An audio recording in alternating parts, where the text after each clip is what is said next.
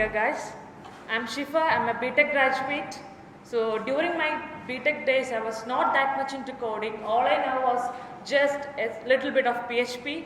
I started my career as PHP developer at a Chennai-based company, and later on I joined appmaker.xyz, and that was my life-turning moment for me. And that's the point where my WordPress career actually started. Appmaker.xyz started by Selly and Mohammed Anis during their BTech third year. So they were actually freelance developers doing some app thing for some clients, and they noticed there are some like specs and requirements were almost same, and why not bring an automated platform to build native apps? And that's the point where appmaker.xyz was born. Okay. And during the college days, I have seen Selly. He was my colleague. I can proudly say that he was my colleague. And he faced a situation like a night before examination. There were an issue going on with apps of a client, and they were so dedicated, so hardworking. They were into it, and they solved it. Now we have clients from more than 50 countries, and which is a great thing. We started with 2 members, now we are of 18 members are there. Our plugin has 1,000 plus active installations and one among the top rated WordPress mobile app plugins. And we are also featured in your stories, Startup Buyer's top 15 list. And we are so proud, and I proudly say that I am working as WordPress plugin developer at appmaker.xyz. Before getting into the session, may I know developers, how many developers are over here or something like that? Oh, okay, thank you. So I'm going to deal with WordPress REST API integration. So what is an API? So during my college or something, if somebody asks me what is an API, my answer will be API stands for Application Programming Interface. And then I don't know, I just know API is Application Programming Interface. Actually, API just helps 2 applications to communicate each other. For example, let me say with a real life example. Okay, real life example like if oh, I'm so sad today, my heart is broken. So what do you do next? Take a browser and search for heartbroken codes, and a response will be like, oh, be silent when you are heartbroken.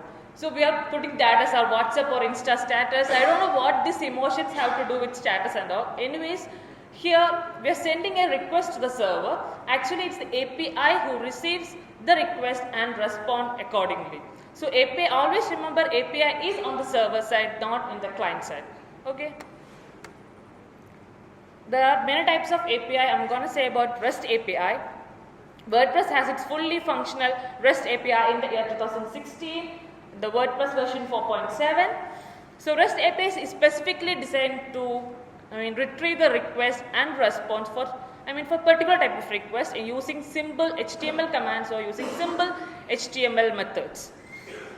So the response will be in JSON format. JSON is JavaScript object notation, which is a textual representation of JavaScript object, and the data will be in key value pairs. Always remember that. Okay. While into REST API, you have to be familiar with certain terms, and one is routes and endpoints.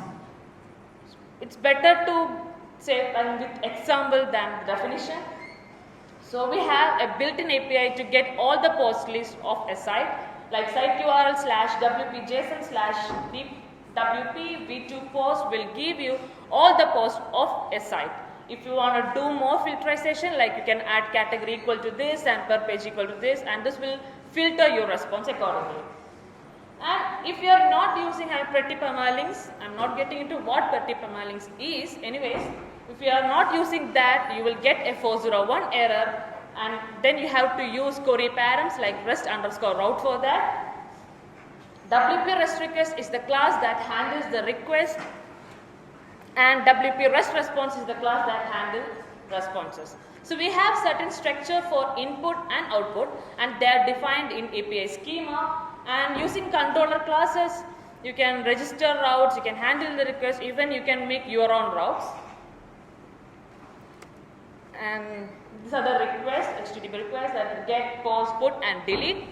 Get is for retrieving the data. As I mentioned earlier, the example for getting the post list, it's a get request. And next one is post, it's for adding the data. Put is for updating the data, and delete, as the name says, it is for deleting the data. If you want to restrict the content and the access to the users, for restricted users only, you have to do the authorization part. So WordPress provides cookie authentication. It's a little bit difficult to use, so we have to use other plugins. For example, basic authentication plugin. But the drawback here is we have to pass username and password in each and every request for making it authorized. So it's for testing purpose and all, it's okay, but we have to use JWT plugin, that is JSON Web Tokens plugin, for authorization. So here we can generate a token, and this token can be used for further request authorization. So this is an example how you are creating the token, like giving the route as wp-json jwt auth/v1/token, and here you are passing username and password, and you can generate a token, and this token can be used for further authorization. And it's just extension of WP REST API. Here I am using REST API init as an action, and there are two routes. Routes are of same name, like custom/v2/new, and one is for getting the latest post, and the second one is for adding the post to the category. So I am going to define these two functions. First one is for getting the latest post. Here I am passing the category as a parent, and I am using get_post function, passing the category, post per page, and offset, and here I am going to give back the post. For particular function, it's like post title. And next one is adding post to category. Here we have to give the body, it's a post, so it's post title, category, status, content, whatever you want, you can give it as parents, and you can use WP insert post to insert the post to WordPress, and get_post for retrieving the post. I'm using Postman for showing the responses. So that's our endpoint, and we are content type as application bar JSON, and this is how the response is going to be. It is giving back the last, in a particular category, the latest post is post 3. I'm giving it's uncategorized, I think. And the next one is for post action. Here WP-JSON custom v2 new. I'm using the same route, and I'm passing the body as title, category, content, and the JSON will be like this. I'm adding name post 4 into any category and making status as publish. Let's talk about the application. So WordPress had many limitations. Actually, the WordPress REST API helped the WordPress to connect with third-party applications. So mobile apps is also a third-party application. It uses REST API, and here comes the role of applicator.xyz. We convert WordPress or WooCommerce websites into native apps in just seconds. Okay, and headless CMS means it just not have front end. The whole site will be managed with backend and API. You can use WordPress as the backend CMS, then the API to create the mobile apps or Jamstack sites. Jamstack is for creating like websites, apps with better performance, security and all. You can create Jamstacks by using WordPress as the content managed backend CMS. And by using WordPress REST API, you can actually spend less time in accessing the data and can spend more time in creating better and better user experience. So you can always contact me at my Twitter account, mail me at shifa@tapmaker.xyz, and we have a stall over there. There are many experts who always work on the day and night in REST API. You can contact with us. We are very happy to help you. Thank you.